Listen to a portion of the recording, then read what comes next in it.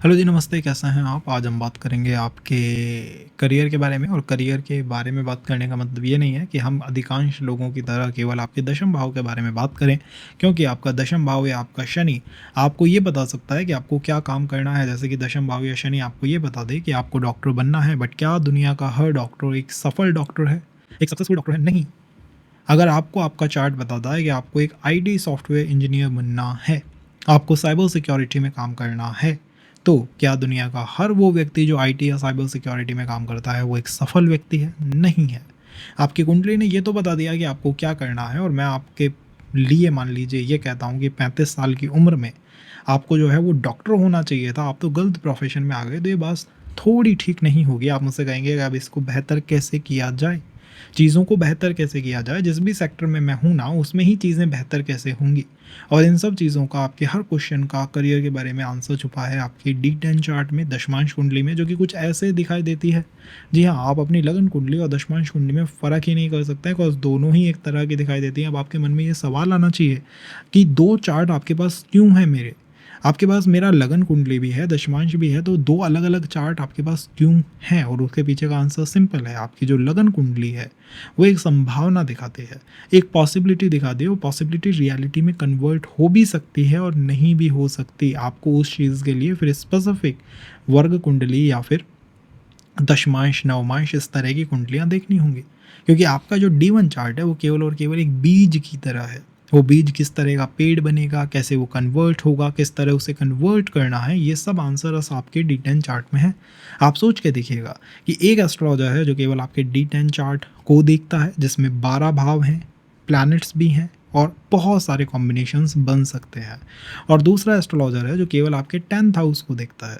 तो ज़्यादा accurate readings या ज़्यादा वो रीडिंग्स जो आपको ग्रोथ दें वो दशमांश कुंडली से पॉसिबल होंगी, क्योंकि उस एस्ट्रोलॉजर ने ज़्यादा कॉम्बिनेशंस को देखा है। उसने डिटेलिंग कर रखी है कि भाई हाँ, करियर में बेसिकली ग्रोथ तब आएगी जब ये व्यक्ति चेंजेस करेगा। जी हाँ, ऐसा होता है। दशमांश कुंडली में भी आपको एक प्लैनेट मिलेगा जिसका नाम है राहु, और राहु आप जानते हैं कलयुग का राजा है।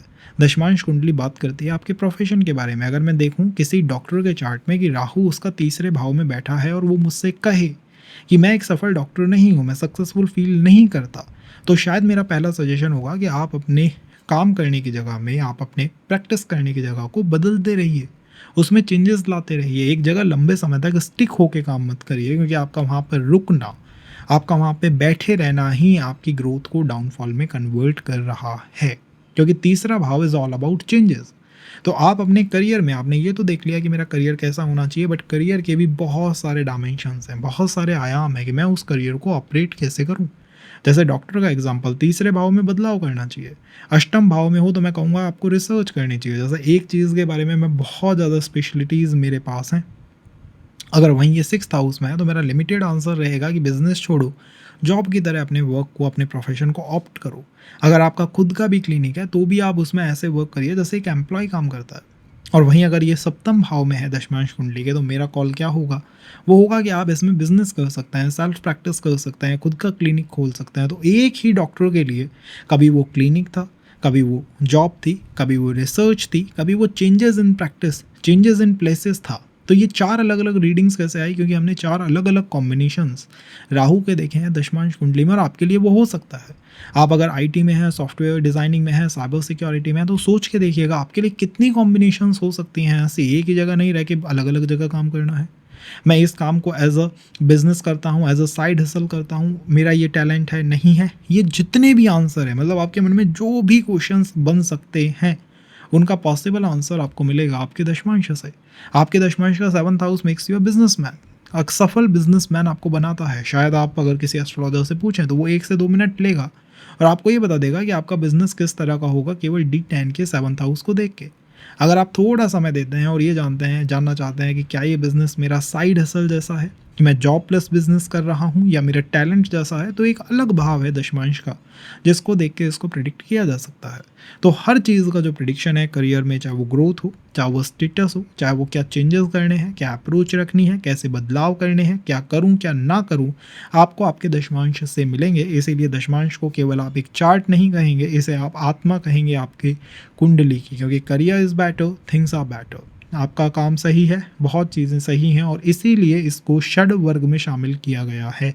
और बिना षड वर्ग को देखे हुए प्रिडिक्शन करना थोड़ा-सा कॉम्प्लिकेटेड सिनेरियो है। जैसा मैंने आपसे कहा था कि आप मेरे पास चार्ट लेके आएँ और आपका दशम भाव मुझसे अगर कहे कि इस व्यक्ति को तो डॉक्टर होना चाहिए था और आपकी उम्र हो गई है 40 की, तो मैं आपसे ये नहीं कहूँगा कि आपको नीट का एग्ज़ाम देना चाहिए।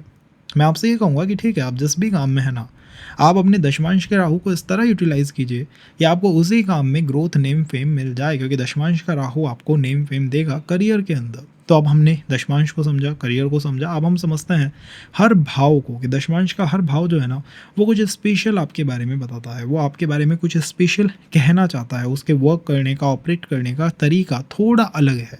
उस भाव में अगर आपका राहु बैठा हुआ है तो आपको उस भाव पे फोकस करना है कि मेरे राहु की बेसिक कॉल यही है, वो मुझसे कुछ ऐसा कह रहा है या ऐसा कहना चाहता है। जैसे कि हम बात करते हैं दशमांश के लगन के बारे में, तो दशमांश की लगन जो है वो सबसे इंपॉर्टेंट है करियर को प्रिडिक्ट करने में या डिफाइन करने में, क्योंकि करियर का जो प्रिडिक्शन है, दशमांश की लगन इज़ ऑल अबाउट कि आप अपने करियर में कैसे ग्रो करेंगे, आपको ग्रोथ अपने करियर में किस तरह से मिलेगी।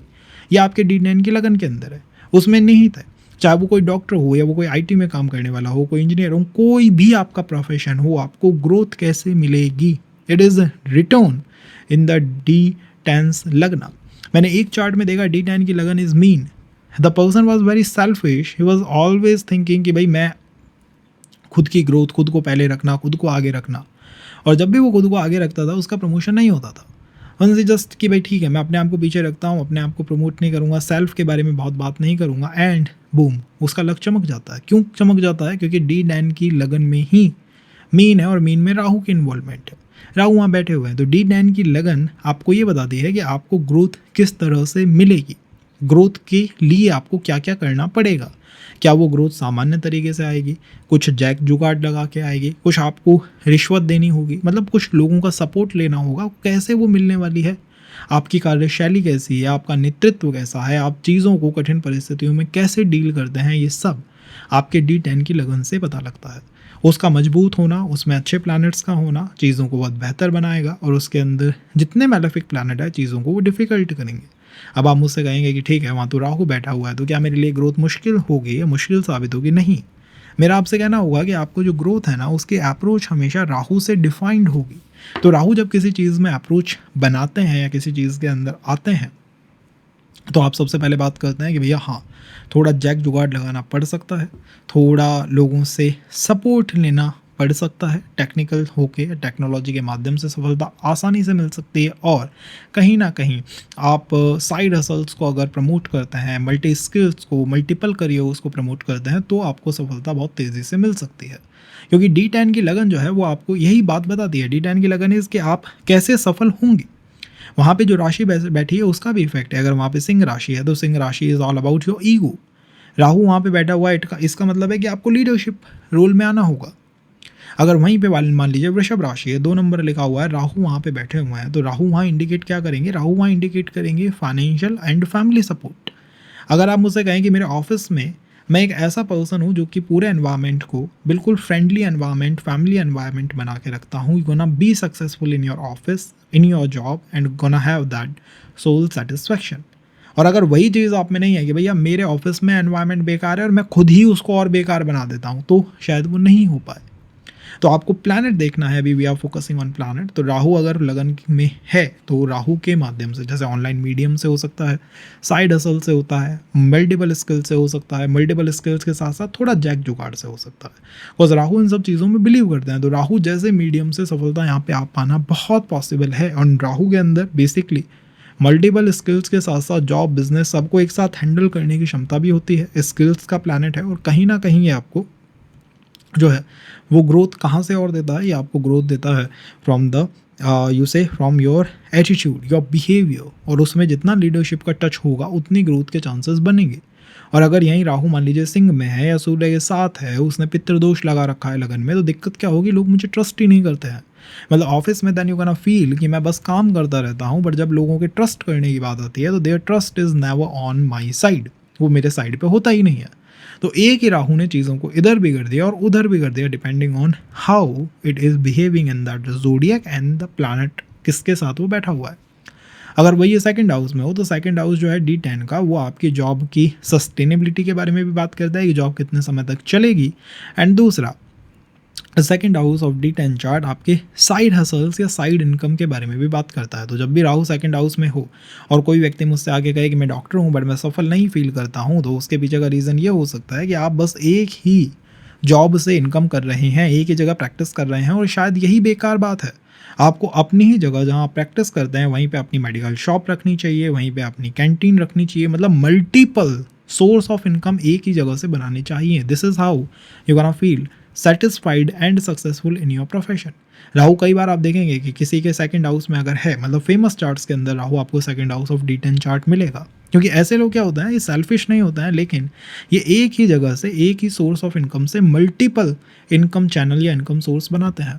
मल्टीपल इनकम सोर्स कैसे बना सकते हैं? जैसे मान लीजिए इंस्टा पे हैं, इन्फ्लुएंसर बन गए, तो इन्फ्लुएंसर होने के साथ साथ हो सकता है प्रमोशंस भी कर रहे हो, तो एक ही सोर्स से मल्टीपल तरीके से इनकम जनरेट करना जब आप शुरू कर देंगे या उसके तरफ अलाइन हो जाएंगे, उसकी तरफ फोकस्ड अप हो जाएंगे, यू गोना फील कि यही राहु अब आपको सफलता देना शुरू कर चुका है। और दिक्कत क्या होती है? दिक्कत भी यही होती है बेसिकली।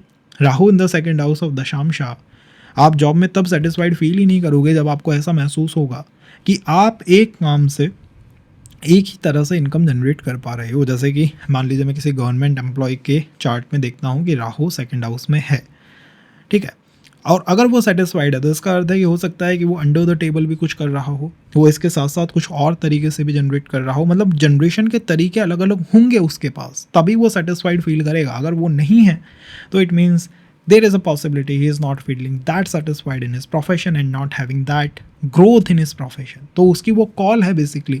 जब आप उस कॉल को सेटिस्फाई कर दोगे, राहु की कॉल को, तो Rahu will start generating positive result for you. चाहे आप आईटी में हो, चाहे आप सॉफ्टवेयर में हो, चाहे आप साइबर सिक्योरिटी में हो, आप डॉक्टर हो, कैसे भी काम आप कर रहे हो, बट दित्य भाव बिलीव करता है भैया कहीं और से भी आना चाहिए। एक ही जगह से मल्टीपल इनकम चैनल बना लेने चाहिए। जैसे जैसे आप इसके आसपास पहुंचते हैं वैसे वैसे आपका ये प्लैनेट आपके लिए और सपोर्टिव होना शुरू कर देता है। राहु अगर मान लीजिए आपकी कुंडली के तीसरे भाव में है, तो तीसरा भाव है पराक्रम भाव। तीसरा भाव इज ऑल अबाउट पराक्रम लगन कुंडली में। और तीसरे भाव से पता है क्या? तीसरे भाव से हम देखते हैं जॉब का ट्रांसफर, प्रमोशन होना। बेसिकली हम ट्रांसफर देखते हैं, डिमोशन या ट्रांसफर, प्रमोशन, कुछ भी ऐसा अप्रोच जिससे कि आपका काम करने की जगह बदल रही है, वो आपको तीसरे भाव से देखने को मिलता है। कई बार लोग आते हैं सीधे ही क्वेश्चन है मेरे करियर में मेरी जॉब में ट्रांसफ़र होगा या नहीं होगा, जॉब चेंज होगी और नहीं होगी, और इसका आंसर आपको तीसरे भाव से मिल जाएगा आसानी से। अगर आपके तीसरे भाव में राहु बैठा हुआ है तो वो सेटिस्फाई ही तब होगा जब आप अपने करियर में बदलाव करते रहेंगे। मान लीजिए आप एक जॉब में हैं, आप डॉक्टर हैं या फिर आप साइबर सिक्योरिटी में हैं, आप एक ही फर्म के लिए काम कर रहे हो, आप ना घर जाके कुछ और काम करते हो, ना कहीं और प्रैक्टिस करते हो, आप बस आते हो, लैपटॉप खोलते हो, 9 to 5 एक ही फर्म के लिए काम करते हो। कुछ समय के बाद आप उस हर करियर में बोर हो जाओगे, हर जगह बोर हो जाओगे जहाँ पर आप जाओगे या जहाँ पर आप इन्वॉल्व हो जाओगे।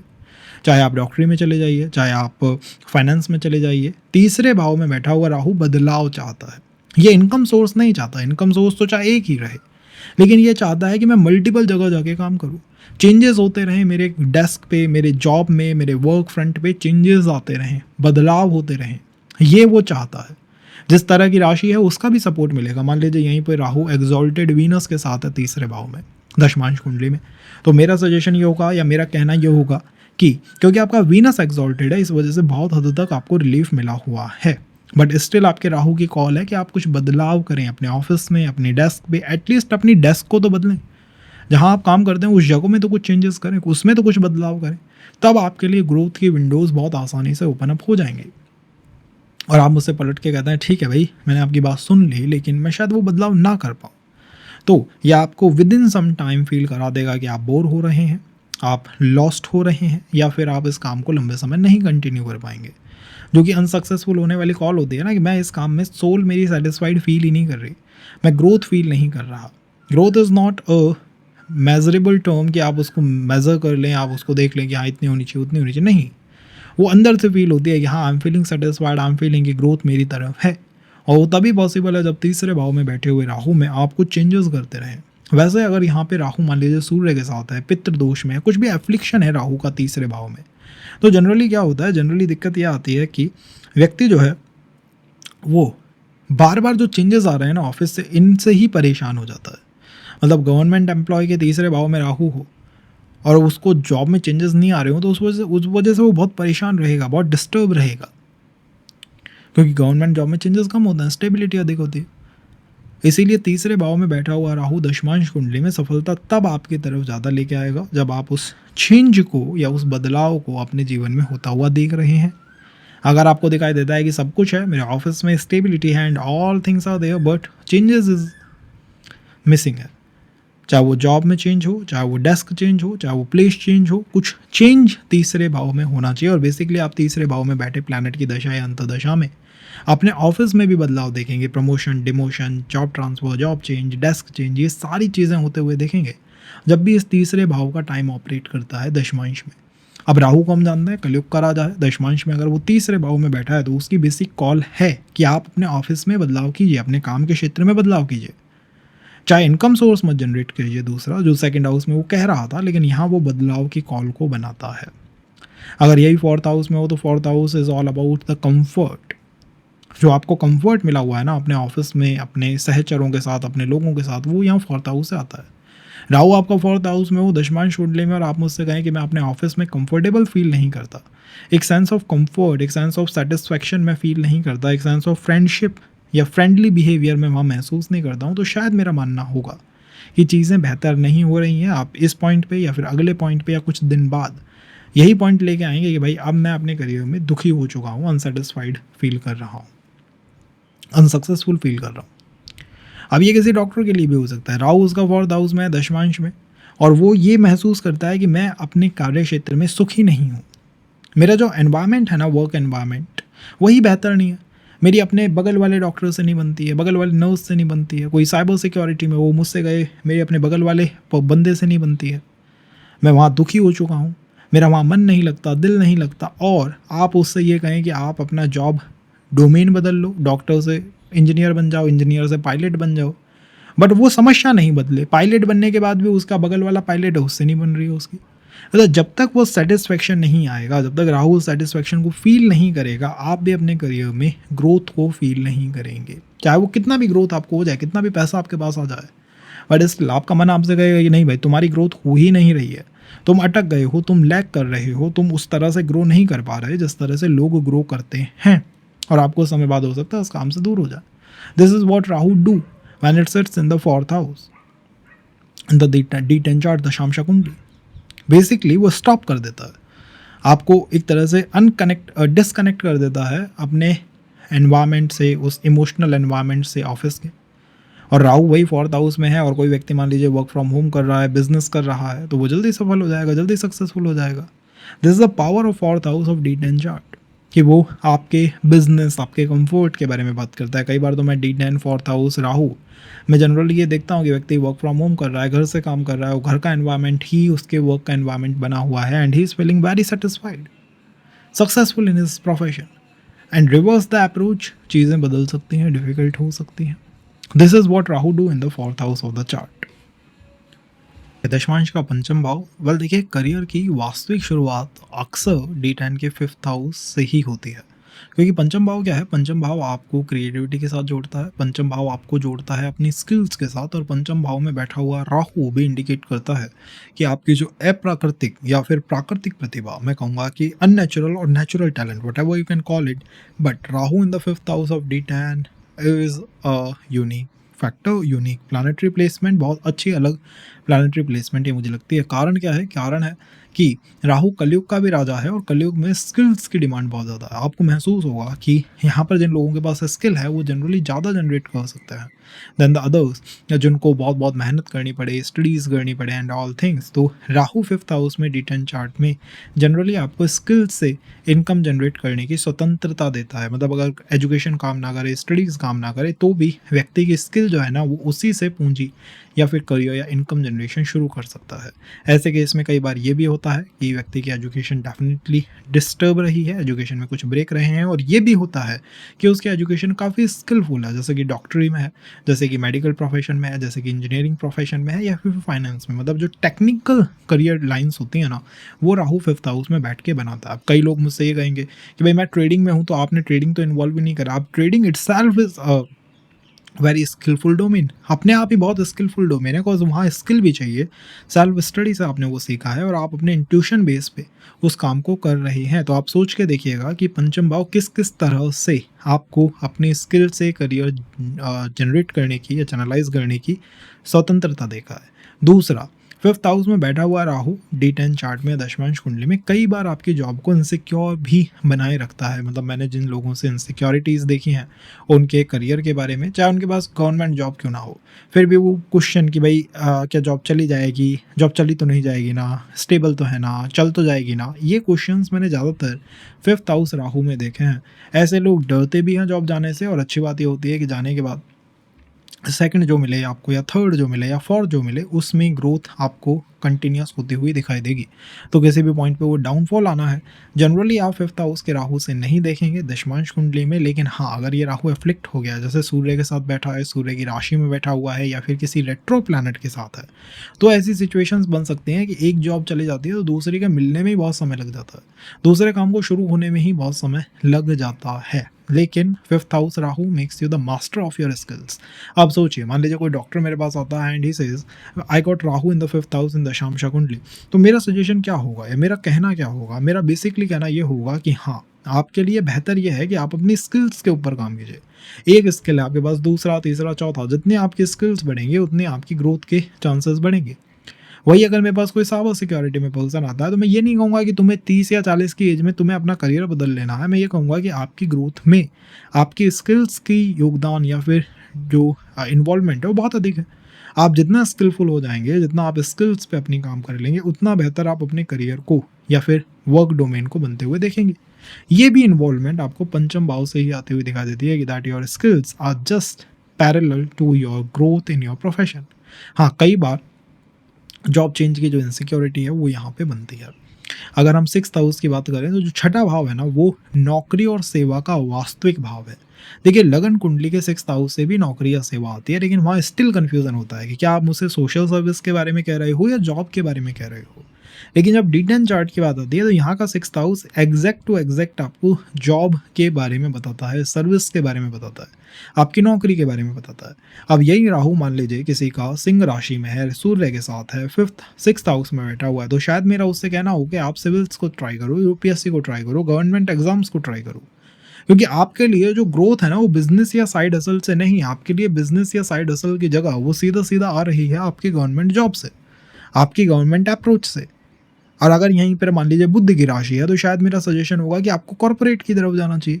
शायद आपको कॉर्पोरेट में अधिक सफलता मिल पाए, क्योंकि सिक्स्थ हाउस में बेसिकली नौकरी आती है।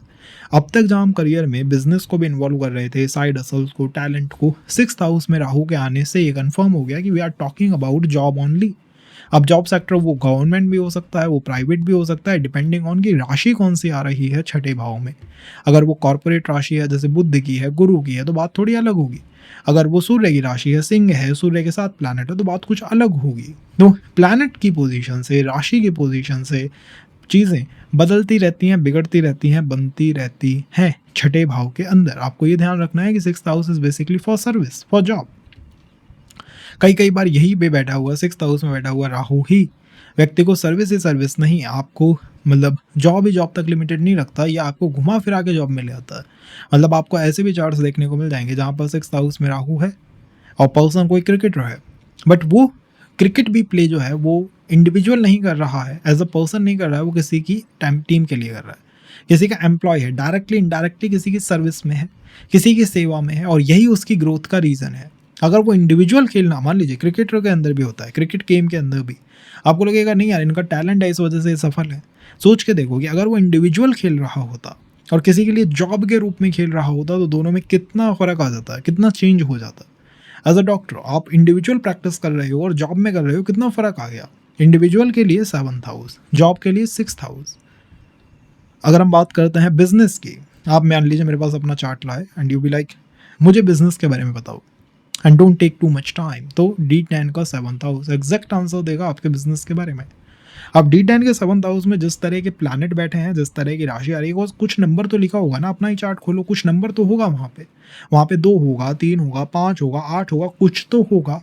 जो वो नंबर है उसका प्लैनेट ही आपकी बिजनेस या आपके कॉर्पोरेट आपके वर्क के बारे में बताता है। वहाँ पे 2 नंबर है तो हो सकता है फाइनेंस से रिलेटेड कुछ हो, वहाँ पे 3 नंबर है तो हो सकता है कंसल्टेंसी फील्ड में आप बिज़नेस कर लें, वहाँ पे 5 नंबर है हो सकता है गवर्नमेंट कॉन्ट्रैक्टिंग आप ले लें, गवर्नमेंट के कॉन्ट्रैक्ट लेना, ठेके पे लेना चीज़ों को। वहाँ पे 8 नंबर है हो सकता है रिसर्च ओरिएंटेड कोई आपका बिज़नेस हो। तो जिस तरह का नंबर वहाँ पे लिखा हुआ है उस तरह का बिज़नेस आपका होगा, और जिस तरह का प्लैनेट वहाँ पे बैठा हुआ है उस तरह का बिज़नेस आपका होगा। अगर वहाँ पर मून बैठा हुआ है तो कोई भावनात्मक बिज़नेस आपका हो सकता है। कोई ऐसा बिज़नेस हो सकता है जिसमें आप वाटर सप्लाई कर दें, कोई ऐसा बिज़नेस हो सकता है जिसमें आप ज्वेलरी डोमेन के अंदर काम कर रहे हैं कि भाई मैं तो ज्वेलरी, आर्ट, क्राफ्ट इनके ऊपर काम करता हूँ, 7th हाउस। बट बेसिकली हम बात कर रहे हैं यहाँ पे अगर राहु बैठा हुआ हो तो राहु कलयुग का राजा है, इस बात को मान के चलिए।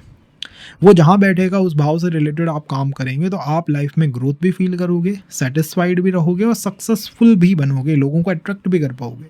आपका राहु बैठा है 7th हाउस में, आप किसी के लिए गधा मजूरी कर रहे हो, किसी के लिए काम कर रहे हो, किसी के अंडर काम कर रहे हो, नहीं ग्रोथ मिलेगी, नहीं आप सेटिस्फाई फील करने वाले, नहीं आपका विकास होने वाला। बिकॉज राहु 7th हाउस में बैठ के कह रहा है खुद का कुछ करो, सेल्फ का कुछ करो, अपना कुछ करो, अपना कुछ करके दिखाओ। तुम अपना कुछ करोगे तुम्हें सफलता मिलेगी। अब अपना कुछ में भी राहु बता रहा है कि राहु जैसा कुछ काम करिए, जैसे कोई आईटी वर्क हो गया, कोई सॉफ्टवेयर रिलेटेड वर्क हो गया, कोई सर्विस टाइप ऑफ वर्क हो गया, मतलब राहु की टेंडेंसी वाले बिजनेस करने चाहिए ताकि ग्रोथ आसानी से मिल सके। वो पब्लिक डीलिंग हो सकती है, वो कंसल्टेंसी हो सकती है, पार्टनरशिप में कोई काम हो सकता है, ये पॉसिबिलिटी है।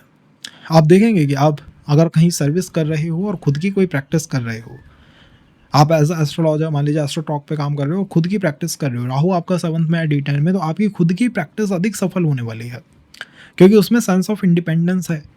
अब आपके पास कोई 40 साल का व्यक्ति आता है, वो आपसे कहता है कि भाई मैं अपने करियर में क्या करूँ, तो उससे ये नहीं कहना है कि आप डॉक्टरी कर लीजिए। द बेसिक आंसर इज कि भाई खुद का कुछ करो, सेल्फ प्रैक्टिस करो, सेल्फ का जितना करोगे उतना आपका नाम बनेगा, बढ़ेगा और ग्रो करेगा।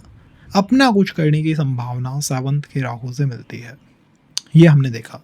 अगर यहाँ एफ्लिक्टेड है, मान लो सूर्य के साथ है, सिंह में है, पितृ दोष में है, तो डाउनफॉल भी दे सकता है। और अगर यहीं वहाँ स्थिर इस राशियों में है तो ग्रोथ भी देगा। बट डाउनफॉल हो या ग्रोथ हो, दोनों में gonna feel successful from inside, because आप वो काम कर रहे हो जो राहु द कलयुग का राजा आपसे करवाना चाहता है। अगर हम बात करें अष्टम भाव में, तो दशमांश का अष्टम भाव बेसिकली बात करता है किन चीज़ों में, ये बेसिकली बात करता है एकदम से जो ग्रोथ हमें करियर में मिलती है, जैसे एकदम से बूम मिलता है, एकदम से ग्रोथ होती है, एकदम से कुछ नई अपॉर्चुनिटीज़ आती हैं। 8th हाउस के राहु को जनरली बहुत डिफिकल्ट माना जाता है, बट मैं इसे बहुत अच्छा मानता हूँ, बिकॉज एक तो आपके अंदर कोई ना कोई छुपी हुई प्रतिभा होगी, ये तो रिटर्न बात है कि आपके अंदर कोई टैलेंट है, कोई इफ और नहीं, कोई बट नहीं। वो टैलेंट कुछ भी हो सकता है, वो साइकोलॉजी से रिलेटेड हो सकता है, एस्ट्रोलॉजी हो सकता है, स्पिरिचुअलिटी हो सकता है, साइबर साइंस हो सकता है, हिडन साइंस हो सकता है, मतलब कुछ भी, कुछ ऐसी नॉलेज आपके पास है जो कि सामान्य व्यक्ति, सामान्य पर्सन, सामान्य लोगों के पास नहीं होती है। That is what you inherited, आपके पास वो है, या आप 8th हाउस से आपने देख लिया। तो कुछ इनहेरिटेड शक्तियाँ होना, इनहेरिटेड टैलेंट होना आपके अंदर होगा। दूसरा, यही राहु आपको इनहेरिटेड टैलेंट के साथ साथ एकदम से सफलता दिलाएगा। तो मान लीजिए किसी का 8th हाउस में राहु है, तो एक तो टैलेंट की बात हो गई, और दूसरा रिसर्च की बात हो गई, और तीसरा वो मुझसे कहे कि एक तो मेरे पास एकदम से कोई अपॉर्चुनिटी आई है जॉब की, तो मेरा सजेशन होगा जो अपॉर्चुनिटी आपको एकदम से मिलती है आपको उसको पहले क्लिक करना चाहिए, बिकॉज उससे सफलता के चांसेस अधिक हैं। वो आपको जल्दी सफलता देगी, ग्रोथ ज़्यादा देगी और स्टेबल ग्रोथ देगी। इसकी जगह अगर आप करियर प्लानिंग में आ गए, उसको प्लान आउट करने लग गए, तो शायद आप उसको प्लान आउट कर ही ना पाओ। आपको दिखाई देगा कि मैं जैसा प्लान बनाता हूँ ऐसा तो नहीं होता, इसके कुछ अलग ही हो जाता है, कुछ रिवर्स ही कर जाता है। तो the answer basically is your 8th house Rahu is asking you to do something that is unpredictable, that is sudden and that is connected with research. कोई रिसर्च हो गई, कोई हिडन साइंस हो गया, कोई इंट्यूशन बेस्ड चीज़ हो गई, कोई ऐसी चीज़ हो गई जिसको आप लोगों से छुपाते हो बट इन हर मतलब अंदर से यू जस्ट लव इट। अब कई बार एस्ट्रोलॉजी का होता है, लोग दूसरों से छुपाते हैं कि I am not astrologer but they love it, they love doing that. तो उनको वो करना चाहिए, बिकॉज 8th हाउस का राहु आपको इन्हीं तरह से सफलता देगा। आप अगर किसी एस्ट्रोलॉजर के पास जा रहे हो, you got Rahu in the 8th, आपके पास एक तो जॉब पहले से है और एक अभी और सडनली आपको कोई अपॉर्चुनिटी आई है, बिल्कुल क्लिक करिए जो सडनली है।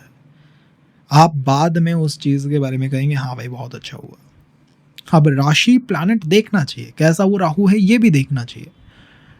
बेसिकली अगर वो पितृ दोष का है तो थोड़ा सा सस्पिशियस होना चाहिए कि भाई मेरे साथ कुछ चीट ना हो जाए, लेकिन हाँ that is in long run gonna give you success for sure, उस चीज़ को देख के। अगर वही 9th हाउस में राहु हो, तो 9th हाउस बेसिकली क्या है, 9th house basically loss of the service भी है। इस चीज़ को भी मान के चलिएगा कि 9th हाउस से थोड़ा लॉस ऑफ सर्विस भी रहता है। तो 9th हाउस में कोई भी प्लैनेट होना दशमांश कुंडली में या किसी भी कुंडली में बहुत अच्छा ही रहेगा, बिकॉज़ 9th हाउस बेसिकली भाग्य है, ग्रोथ है, अपॉर्च्युनिटीज़ लाता है, लाइफ में सैटिस्फैक्शन लाता है। बट इसी के साथ-साथ कुंडली का जो नवम भाव है, दशमांश कुंडली का, वो एक डाउनफॉल भी दिखाता है। इसीलिए मैं मानता हूँ कि 9th हाउस में राहु का होना कई केसेस में, अगर व्यक्ति फॉरेन चला जाए, फॉरेन इंस्टीट्यूट में पढ़ ले या फॉरेन के अंदर कोई जॉब देखे, एमएनसीज़ में जॉब देखे, या अपने घर का पहला ऐसा व्यक्ति है कोई बड़ा ट्रांजिशन कर रहा है, जैसे कि गवर्नमेंट जॉब में कोई भी नहीं रहा और ये जाना चाहता है, तो वहाँ बहुत अच्छा है, उन चीज़ों में बहुत अच्छा है। लेकिन आप ये ध्यान रखिएगा कि 9th house loss of fame या लॉस ऑफ सर्विस भी है। इस वजह से 9th हाउस में बैठे हुए राहु को लेके थोड़ा अनप्रिडिक्टेबिलिटी बनी रहती है।